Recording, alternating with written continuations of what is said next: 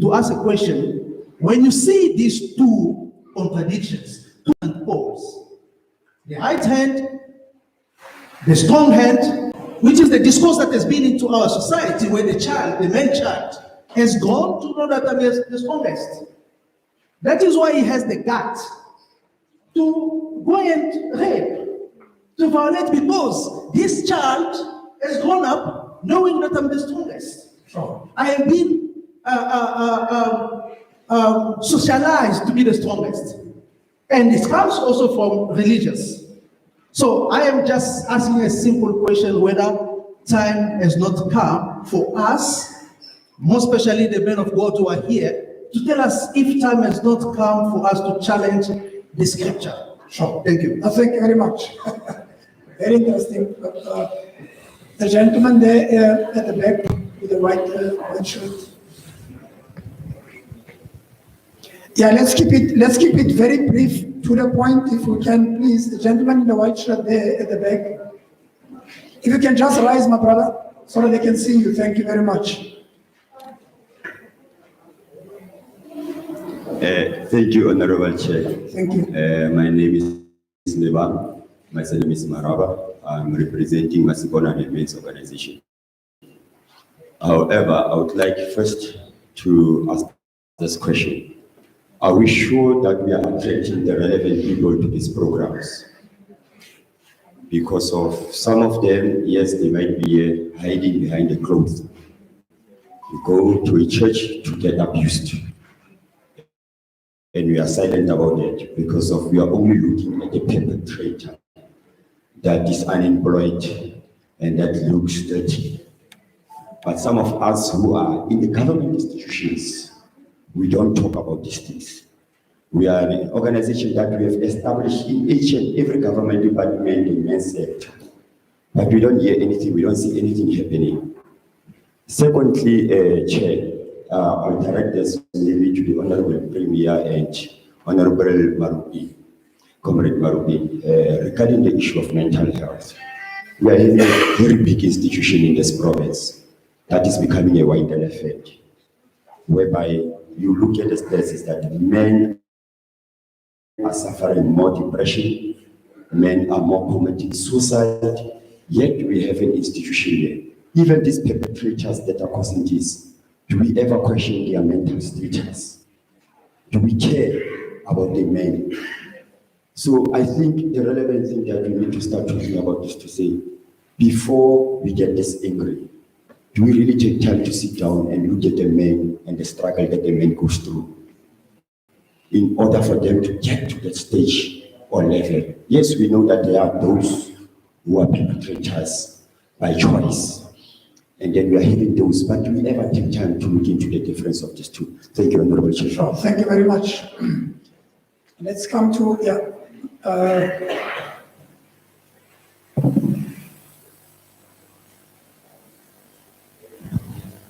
Dumela.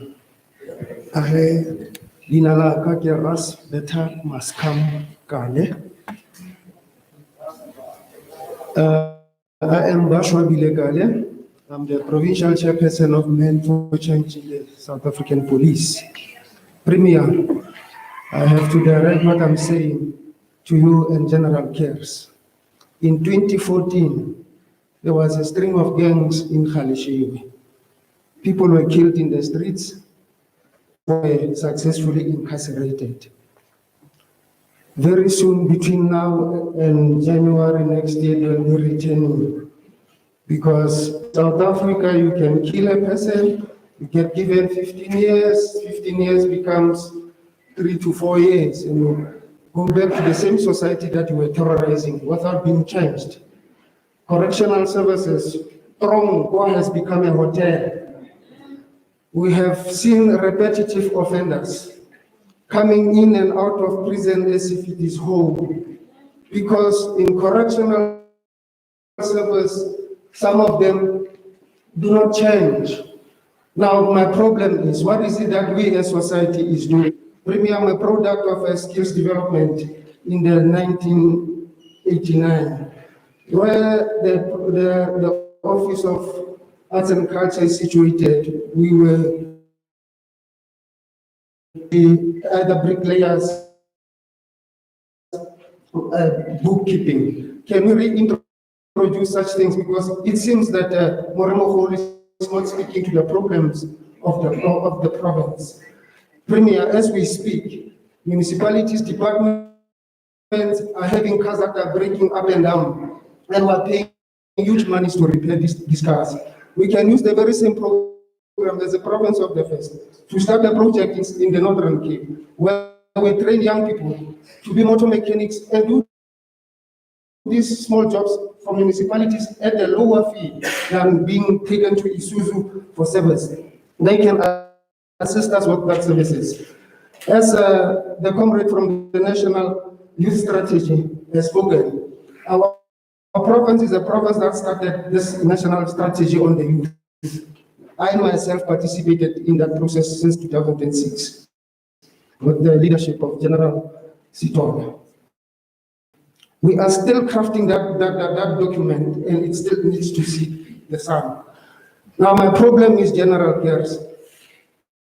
Fortunately, I work social crime prevention. All these guys who are committed to social crime prevention, their battle is budget. There is no budget.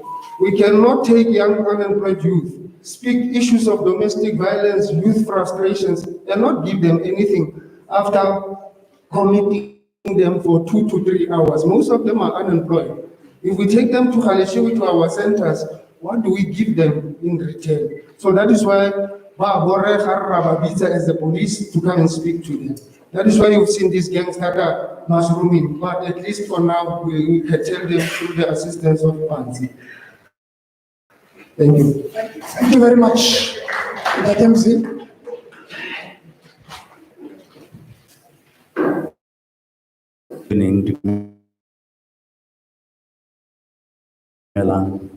My name is Mzima Kapela. I'm a servant of God. I'm working for the kingdom of God. I'm just here to say a few things, and with the hope that the panel that is sitting here will be able to give some guidance to us. One, men are bleeding. So I would like us to have a discussion where we are not only one-sided. Things that men are doing are emanating from somewhere. There are many women who are provoking men to do what they are doing today. So we must be able to be looking into that picture as well. So these men need assistance, they need help. We need to involve them. We need to look into their upbringing, how they grew up. I'm standing here as a man who was never raised by a father. My father raped my mother for me to be born.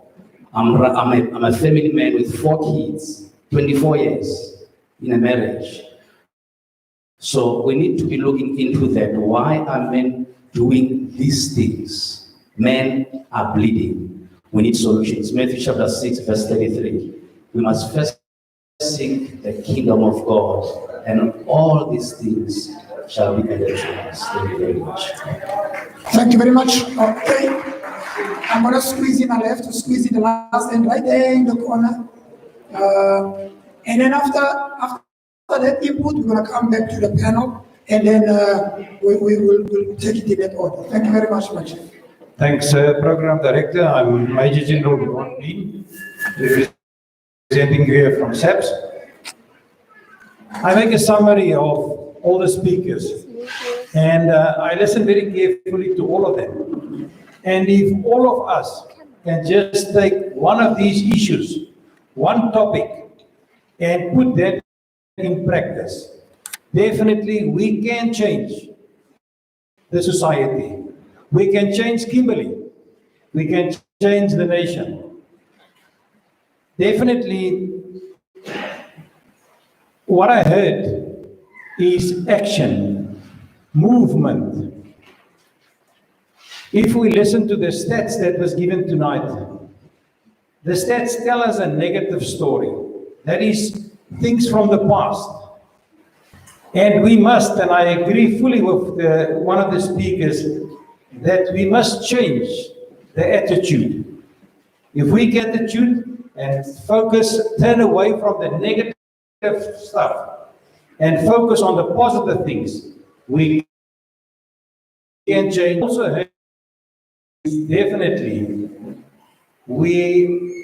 and some of us are sick. The society is sick. And we must be honest with ourselves to take the step and go and seek for help. That is the only way how we can take the lead. What I also heard is that the departments must take the lead. All the departments that's here tonight, and that is justice, SAPS, correctional services, government, all of us must take hands and work hands in glove with one another.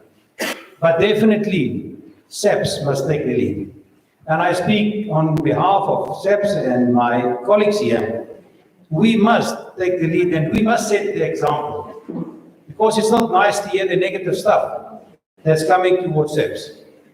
Awareness programs at schools, definitely that is one of the things that we must prioritize next year. Be accountable and we must set the example. Our actions must make a difference. And I think the theme of moving from awareness to accountability is 100% correct. We're coming for years now, talking the same language and the same story over and over. I think the talking is over now. Let us take the actions and put that in movement. Thank you, brother. Thank you very much. I remember as I hand over to the panel, in his maiden address at the Raton Park Premier said the following, he said, we want to create a province where women and children and the vulnerable can walk our streets without fear of being abused, attacked, raped, and victimized and murdered. What is your small contribution to create that environment? In your street, in your ward, in your community, in your family? Dr. Miles says the following, he says, your sphere of influence is much greater than your private world. There's somebody who's looking at your life that you are unaware of, but you are influencing that person, whether positive or negative. Be aware that your sphere of influence is much greater than your private world of you, your family, and your friends. Whatever happens outside of my gate, my yard, it's none of my business. The time is over. I'm going to hand over to the panelists. We've noted the questions. The questions are directed to different topics that we introduced, that we spoke about. Let me hand over. I'm going to ask Premier to be the last one to respond. Let me start with yourself, General Kesh, if you are ready, and then you'll just indicate. Thanks, Program Director. From what I was listening, I think I only captured two. There were two questions directed to us, the SAPS of the police. That is the first one with regards to the modus operandi. And then the other one is about the budget for social crime prevention, unless I missed others. Now, with regards to modus operandi, the position is that we have a center at national level which is dealing with modus operandi, researching the various modus operandi in order to ensure that we as the police stay ahead of the criminals. It is a fact that criminals are ahead of us currently. It is a new innovation that has been started. It is still crawling, so we are not yet there, I should admit, but also we will be somewhere if we have it in the provinces where things are happening. So we are not yet there. We are not yet there. And we hope we will get there sooner rather than later in the future. With regard to the budget for social crime prevention, the person who asked me is conveniently not saying that he is a police, and he should be knowing how these things are working. I should indicate I am new in this job, so I'm still studying how these things are working. I mean, all my life I've been in, no, not all my life, all my police life. For the past 26 years, I've been in crime intelligence. So I'm only here in the uniform, and I'm starting to try to understand what is happening and so on. But it is good that, which obviously crime prevention, in order to see if there is a shortage in the budget, what can be done to enable us to do what needs to be done, or to have the budget increased for prevention. I think those are the only two questions directed to SEP.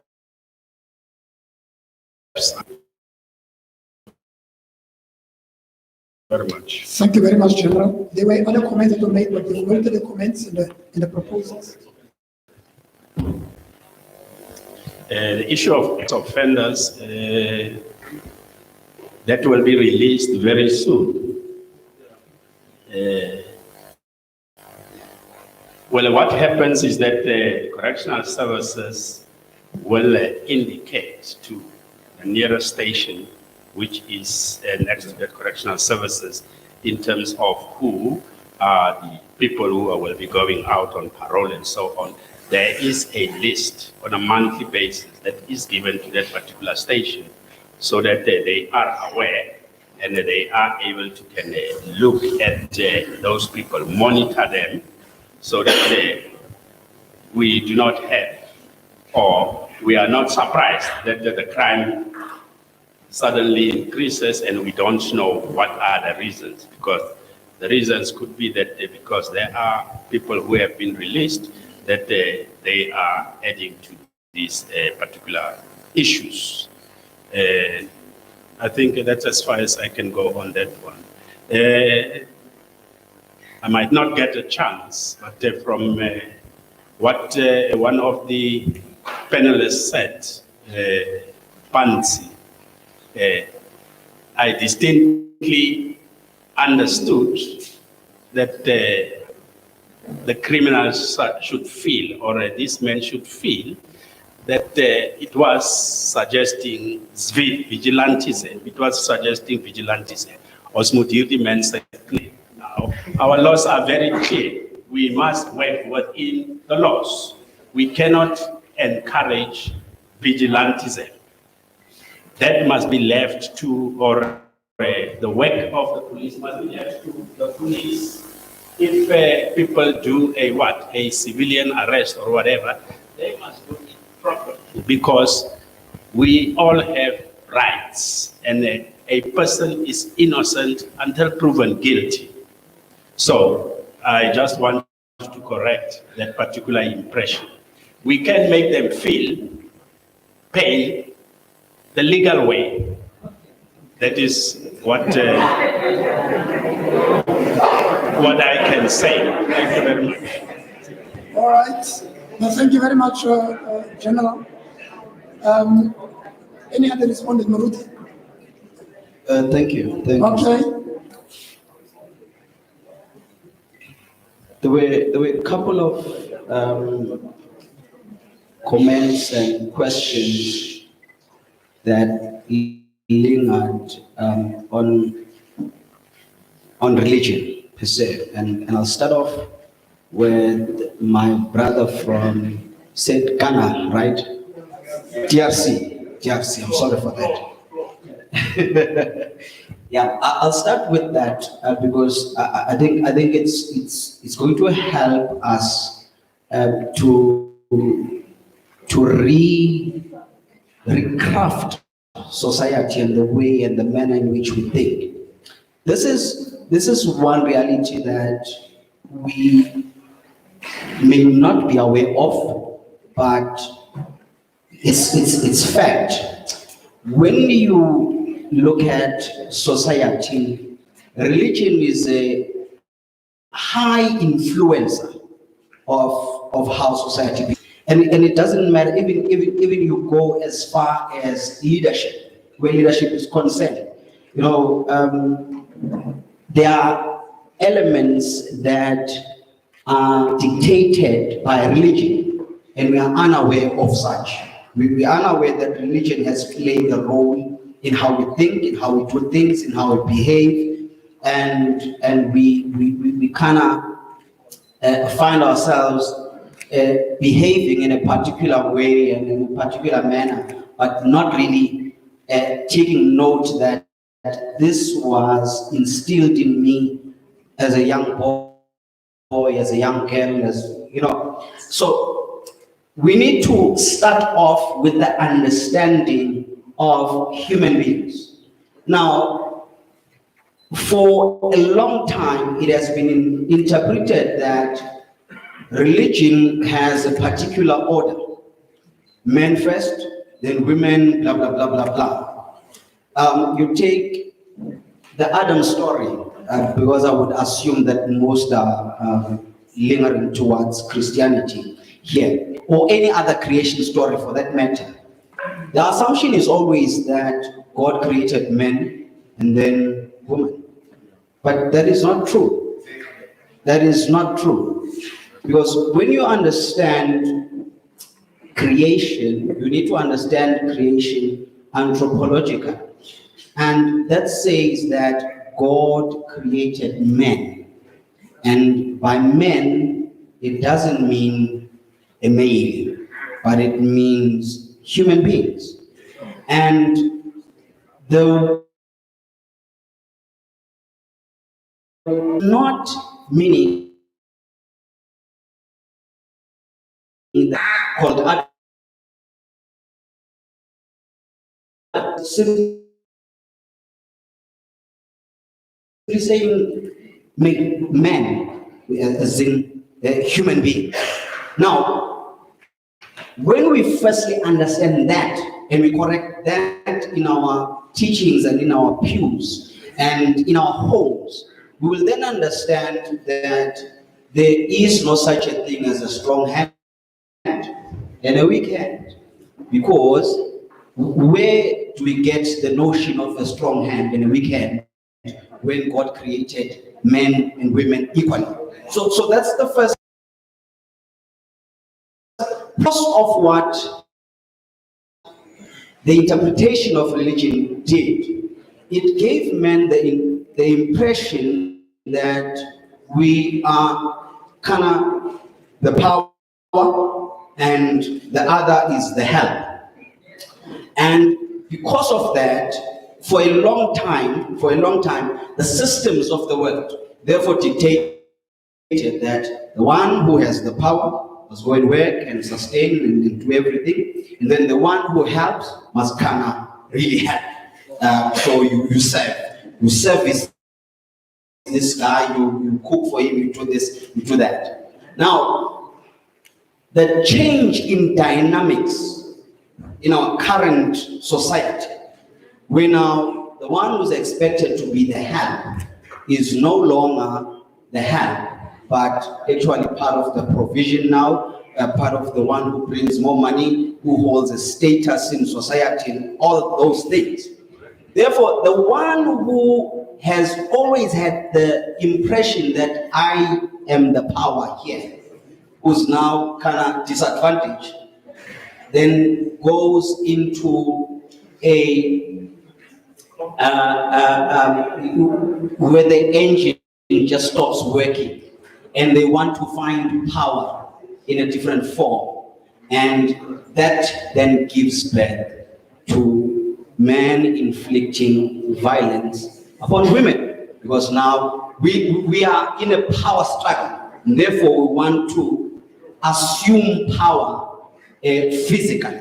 So we need to go back to teaching and say, it was never in the plan of God for males to be high up there and females kind of second servants, but we are equal.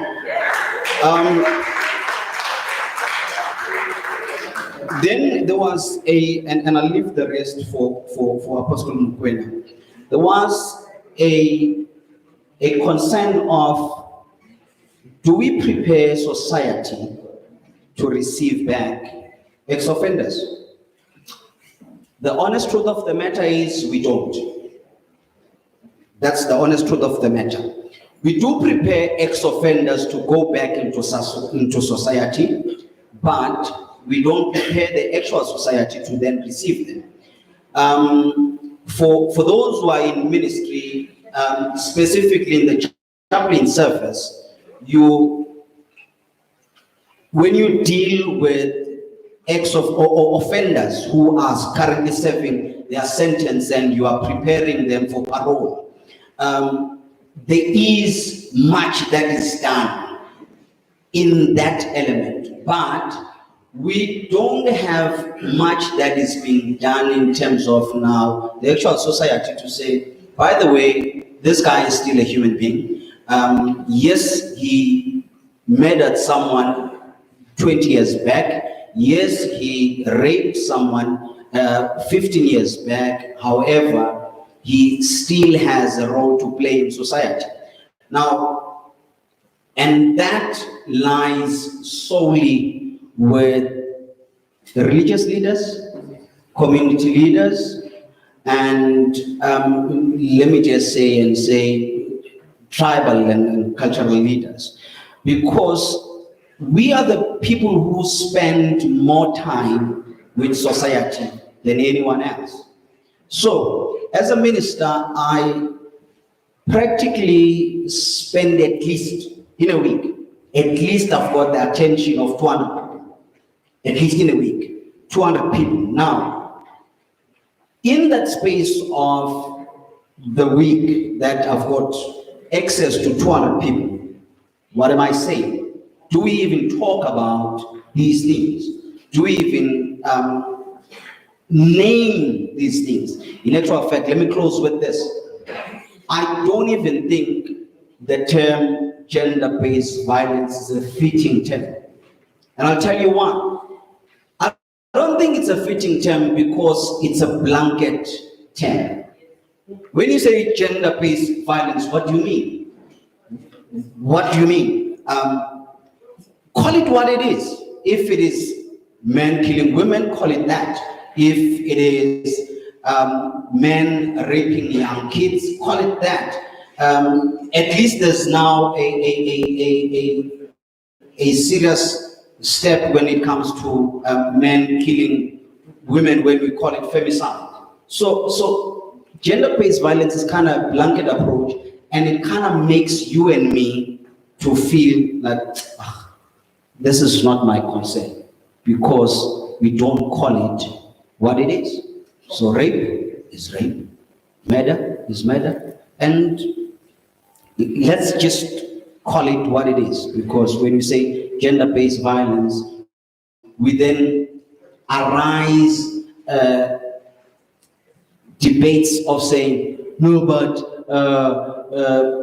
gender-based violence can mean that women can also, have violence against men, blah, blah, blah, blah, blah, blah, blah. Yes, that is true, but the honest fact of the matter is the ones suffering the most at the current state are women. Thank you. Thank you. Yeah. Thank you very much for the interactions as well as the questions and some of the points that is raised by both the audience as well as the panel. Now, just to say that the theme of this evening or today, that I am my brother's keeper, is an implicating theme, because it does charge all of us to a point of doing something. and also to say that we need to move from awareness to accountability. Now, in reference to the NSP has got 6 pillars, particularly pillar number 1, that there are 3 points to it. The first one is issue of accountability, then there's the issue of leadership, and then the issue of coordination. Now, if you look at the NSP and connecting into our theme here, is then to say, you see, the objectification of women is something that as men, we need to take on. And we are the ones that need to take to task those who continue to objectify women. Because look at us today as men, and I mean, more of us as men, we appreciate the big machine and the cars and so on. Today, in the corporate world, when there is a new model of a car, they will put a nude woman next to the car as part of the advertising. And that entices us. And we are okay with it because suddenly I have now an interest because of that. And as men, we should even go as far as challenging a dealership that promotes a car with a nude woman next to the car.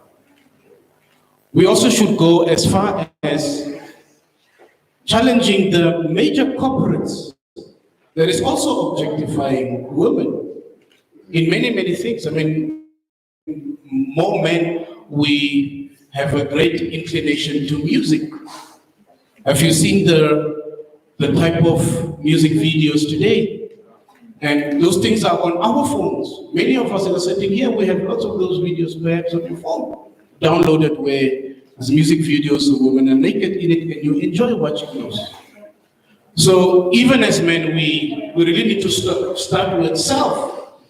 You see, so that we do not take any hypocritical position on the objectifying of women. And of course, it's a very serious thing to know and to hear that while we discuss this, that there is another attempt of rape just not far from this video. But also to move on and say, in speaking about the face of violence against women and children, for a very long time, this was accepted or seen that it is the average man that is violating.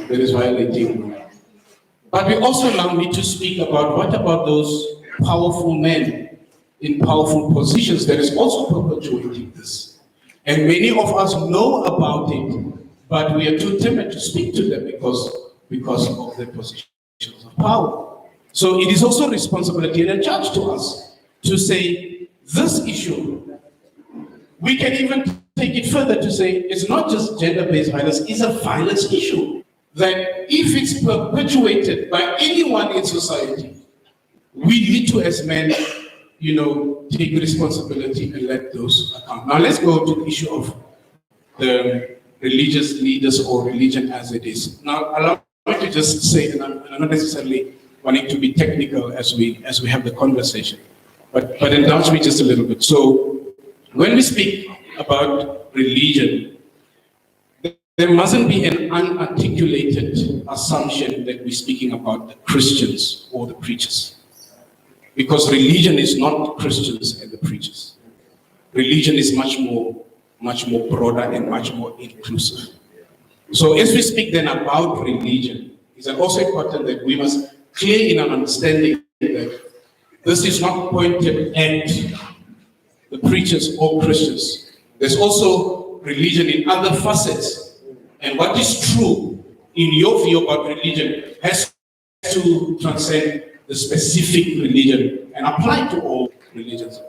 But what we say is, whether this issue is at the level in the church or in the mosque or under the tree, we need to ensure that we keep those who are perpetuating this thing accountable.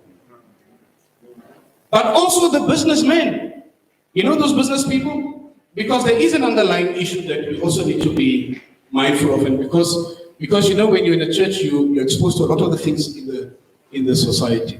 So there is contributing issues, and I understand that these issues are not necessarily a straight line. They are multi-layered and they're also complex. There is the issue of poverty in our society. And poverty plays a significant role in these crimes. So particularly because we speak about women, but not just women, but also men. So the issues then, in us looking at holistic solutions and to say, man, what is it that we need to be doing? It's very important that we must really look at this thing holistically. Otherwise, if we narrow it down, we might just actually be losing the point and what we need to be doing. And then also going then to the issue where my brother from DRC say, is this not the time to challenge the scriptures? We need to maybe separate this thing a little bit and peel it in our engagement to say, what is the point that you're making about challenging the scriptures? Have you boxed the scriptures to say the scripture is responsible in its entirety, the whole canon, in perpetuating a specific mindset? Or are you speaking here about issues of hermeneutics? Because if I can make one example with Jesus, where a woman was brought to him, accused that the woman is caught in the act of adultery. Now, anybody who has ever made any effort to read the Bible, you would know that story and you would know the response of Jesus. You see, where the response was, if this is the woman that you brought caught in the act of adultery, can somebody commit the act of adultery all by themselves? You see, and how is it only that the woman was brought? But the power in this, when we speak about the scripture, is to see what Jesus then does and how he corrects the religious mindset that came from the Pharisees and the Sadducees. But in as far as the scriptures is really concerned, I think part of our conversation is really not to just narrow this issue here, because we have a societal issue and it's multi-layered. Everybody has a role, but I think to narrow it down to a specific, we're really missing the point.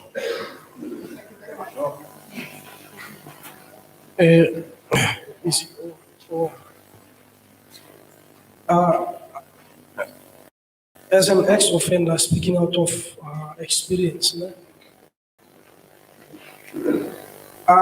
when I was arrested, when I was sentenced, I took a decision upon myself that the first thing to do now is to change myself before the community is going to accept me into reintegration. But now I met a lot of guys as I went to prison having a grade 11, dropped out. But when I went there, I wanted to better my studies. I finished matric and then I went to tertiary and so on. And ultimately, I ended up teaching other offenders. And there are offenders that I taught, just look at this, there are offenders that I taught from writing his name, now he's doing matric now, and he's doing maths matric now. Now the problem is now, when we reintegrate into the society, I might be ready to face the society, but is the society ready to accept me? I've submitted a lot of CVs just to be accepted. I'm married and I'm unemployed. I don't want to be a burden to anybody. I don't want to re-offend again as a measure of getting something to eat. I've been supported by the family there and there, but there will come a stage where the family will say now, to get my point. I personally wrote a letter to our honorable premier that even if you can take me to hospitals to clean everything there, I will do that job because I need an income. And I haven't got that yet. Maybe we are still busy to take care of it. But now, the fact of the matter is, we should not take poverty and put it first so that it should protect our kids. I cannot be led by poverty to commit crime. Prison is not nice. I've heard a lot of the speaker was saying that it is a hotel. Yet it might be a hotel to somebody who belongs there. But to somebody who does not belong there, it is not a hotel. I've been through a lot of rehabilitation programs, and I've included God in that process. That do I deserve to be here? And if not, then answer my prayers. I don't want us to cover our deeds with poverty. Yes, poverty is everywhere. Poverty is everywhere. Even those who are employed, they go through poverty. But now the fact of the matter is, we need to talk to those people in question that you are doing these things. What can we do for you? I'm even afraid now to ask my wife another sweater, because she is also unemployed. She used to have savings. I get some year savings and stuff. Do you get me? So now, what am I doing now as a man to contribute to the household? And then going back to Mr. Panti. I don't know if you still remember. I had a debate with him while I was there. I was in the gallery like that. I asked him that the organization that you are leading, it is very good. But what is the outcomes that you want from that organization? You cannot be fighting to combat. After that, you don't know what to do with the criminal. There was a boy who was, I think he was in matric in Boys High, but he was part of the CMs and all those. I don't know those groups because I was not here. And ultimately committed crimes and then went to prison.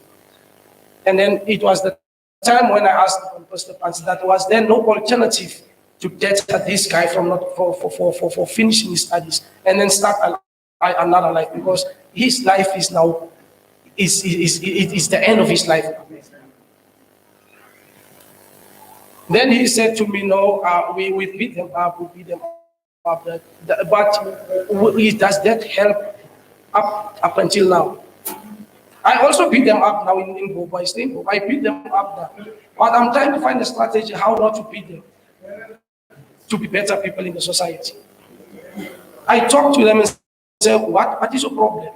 No, my problem is I don't have food at home. But when you get money, you go buy drugs. How about you go ask for food somewhere so that they can see that you are serious, you are looking for food.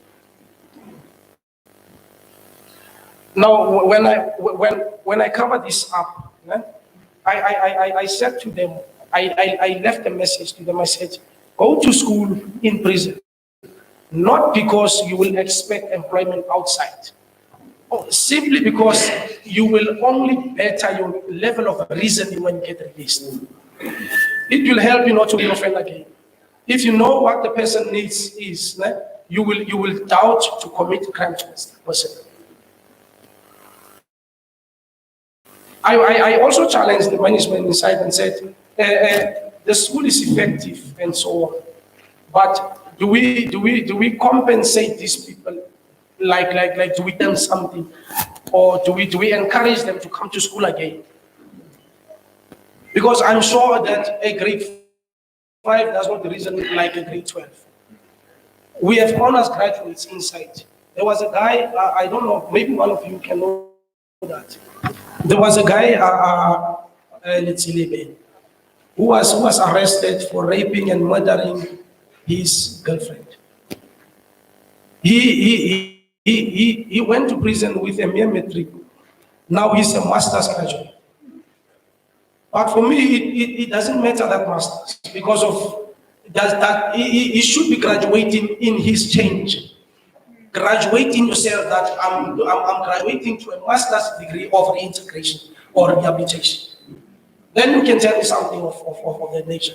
But if you tell me that you've graduated academically, but yet you are still the same person you were before you came to prison, it doesn't make sense. Start to graduate within yourself and then go to your society. Thank you very much.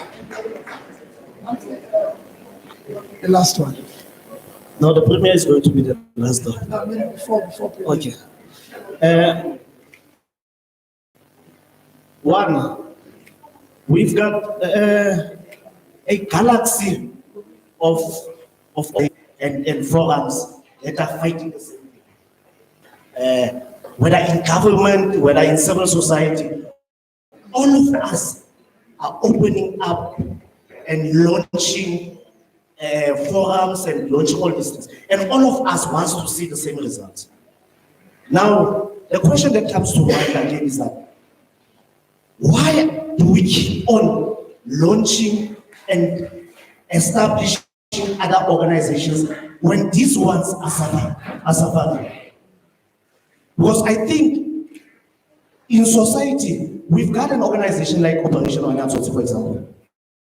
Are we not having an obligation to say how best do we assist these particular people so that all of us, when they catch someone, they are able to come to answer the question that Pakat was asking. How do you then, after that, how do you rehabilitate?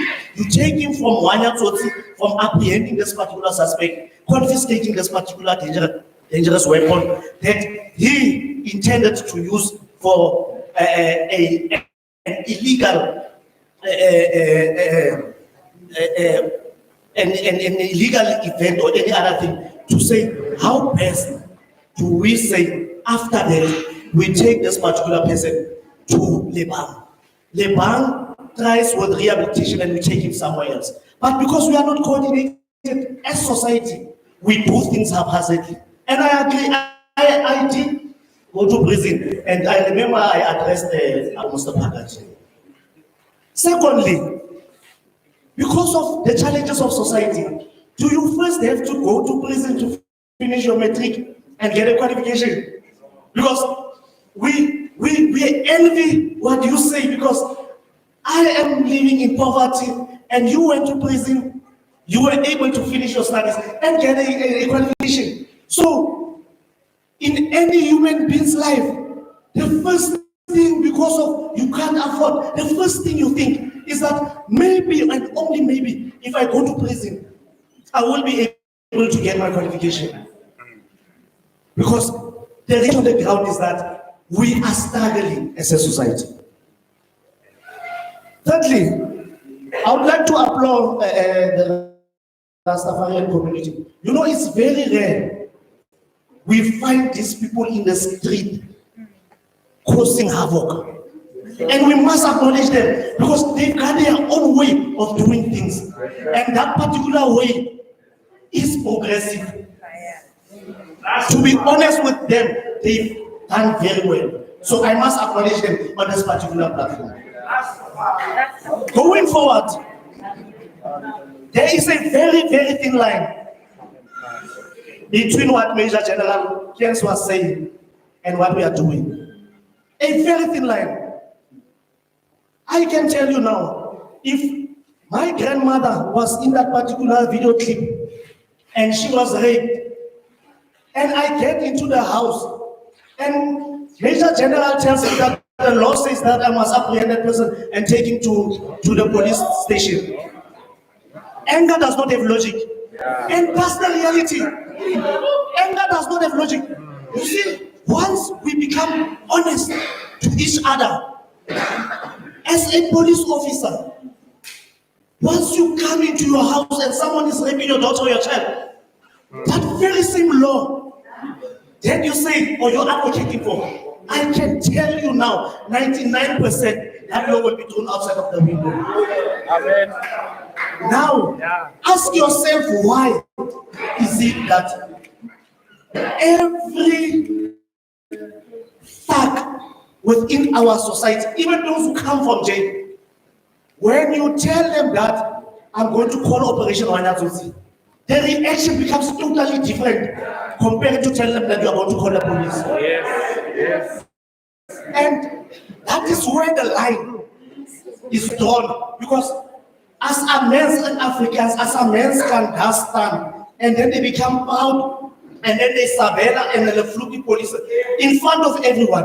The first thing tomorrow when the police come, I don't know what our fluke and listen, because we have seen when anyone is swearing at them and insulting them, because the poor police must understand that they must conduct them in a particular way, but you'll never see them doing that in Operation Wanyatsotsi. So that particular line, we must have a debate, Major General. The police cannot be undermined in this country forever, and we are quiet.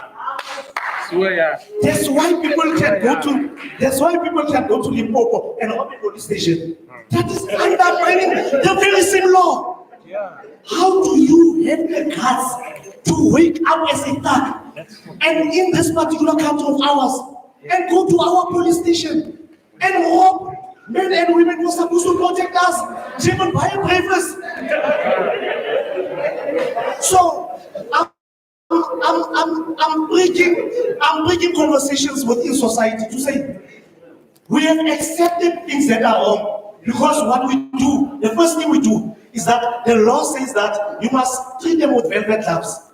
And I said, and it's about disturbing the Major General, I never said we must beat them up. I said, and I'm going to repeat it, the only time men change their attitude is if there's a threat of pain. And I can tell you now, they know if someone does something and you call me, the first thing is the pain that they are going to go through. Even if I don't touch him, I can hand him over to the police. So the threat itself breaks you that when you are about to do rape, you must think twice, because the pain that you are going to inflict in that woman, you might get double that particular pain. Because we have accepted that instead of a function, take you to court and give you a legal aid to represent you. If you can afford even a lawyer, you call it Dr. Zamanisol, who comes and represents you. It's an example. You call it Dr. Zamanisol, who comes and represents you. And the police have worked hard to make sure they gather information. And they oppose me. And this smart lawyer gets his way to the judge.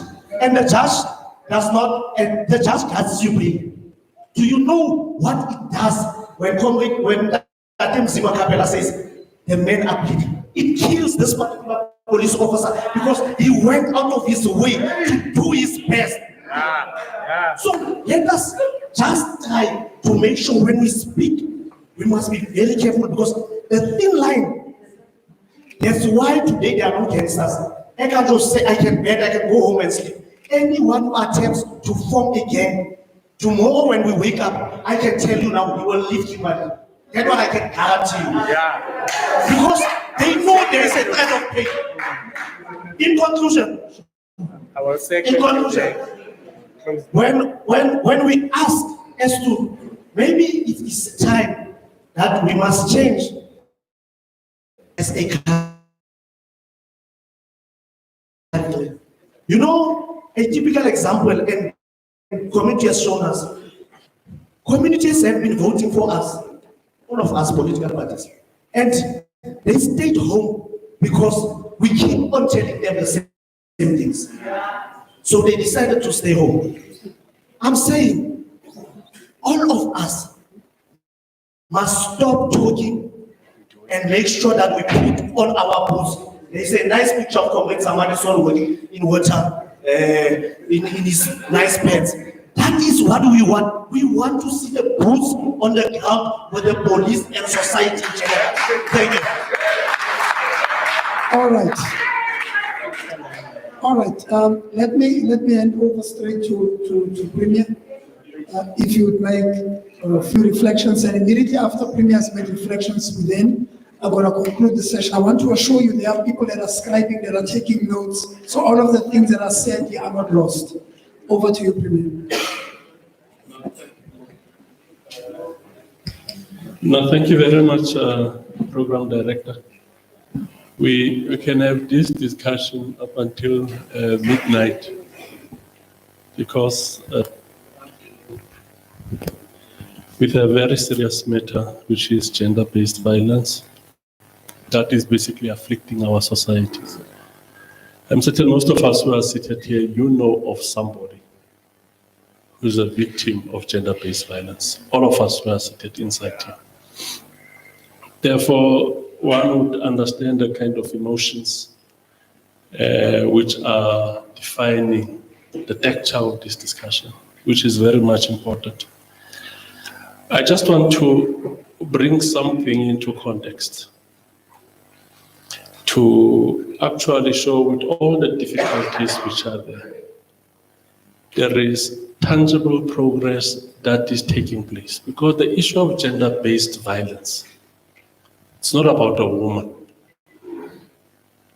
It's about the conception of society of a woman. That's what is it all about. So maybe I'll have to explain myself around this quickly. I always raise this matter. If you look at your birth certificates and your IDs, there's no question of gender there. It's sex, isn't it? In your birth certificate, it's sex. And then me, when the part that says sex, it says male. And then on full face birth certificate, on the part where it says sex, it says female. I hope you've picked that up. Have you picked it up? Even on your ID, there's nothing in the ID that says a woman and a man, a gender, the woman and the man. You're a man, no, I'm a man, and Fufe is a female, is a woman. So that's deliberate. That you don't have an ID or a birth certificate that asks about your gender. It's deliberate. The ID asks about your sex. Your sex is your physical attribute.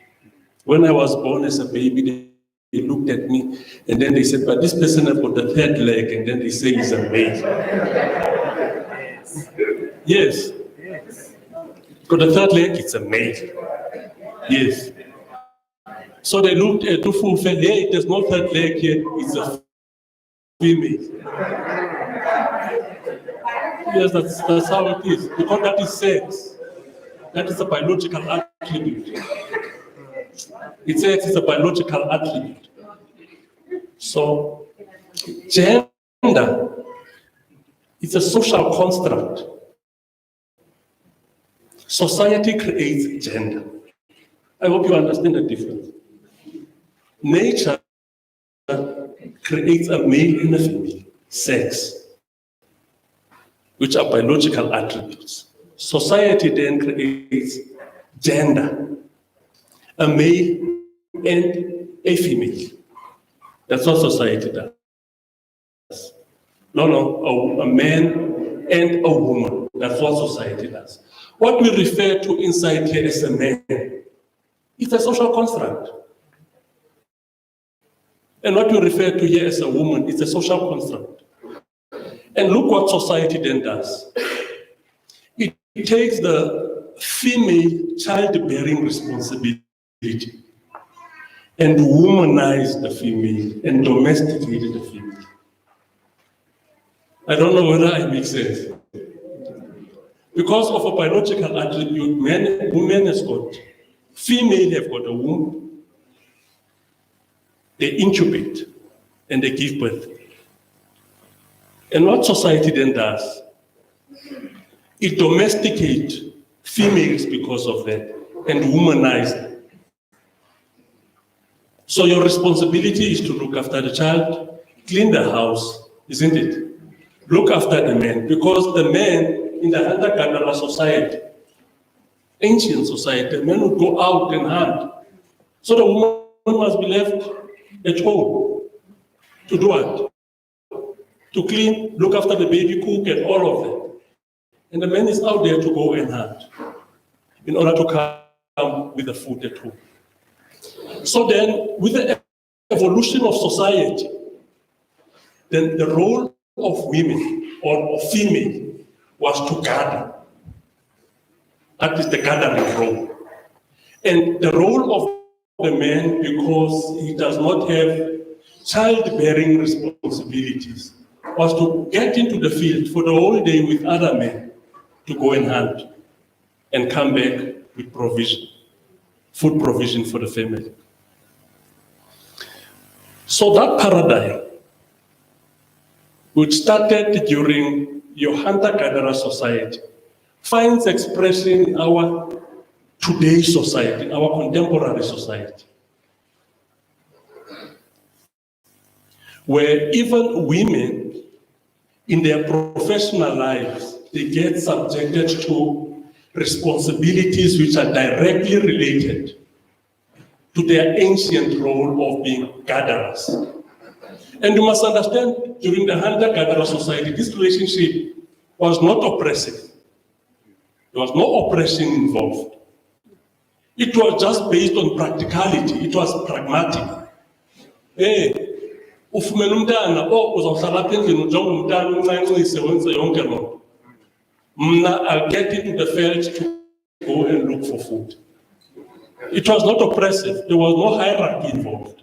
There was appreciation of both roles in order to keep the family intact, the family unit intact. So now what is actually happening now, there's an extension, a penetrating of that role into the contemporary society. Most of our teachers are women. Most of our nurses are women, isn't it? And those are tasks which are directly related to the gathering role which women must do at home. So there is an extension, it's a direct extension. You must look after patient people that are sick, or you must go and look after the children. Most of our social workers are women, isn't it? It's an extension of that role. So this is a very complex matter, and which we should not just look at it lightly. Then, in order to resolve this dilemma, it goes back to a family. I heard many people saying, no, government must do this, and government must do that, and government. Some of you now will go back home, and when your baby daughter sneezes, hey, a woman does not sneeze like that. Or your baby daughter just farts here. Hey, a woman does not fart just in public. And your son will just come and fart around and you don't stop. You don't stop. And that is what the pastor referred to as socialization. Because a woman and a man, those are social construct and product of socialization. A girl and a boy, those are product of socialization. For an example, look what is happening in Afghanistan. We've got the Taliban that says, no, women can't be educated, they must stay home. Why are we educating women? Because their role is to gather, keep the family unit strong. Why should they go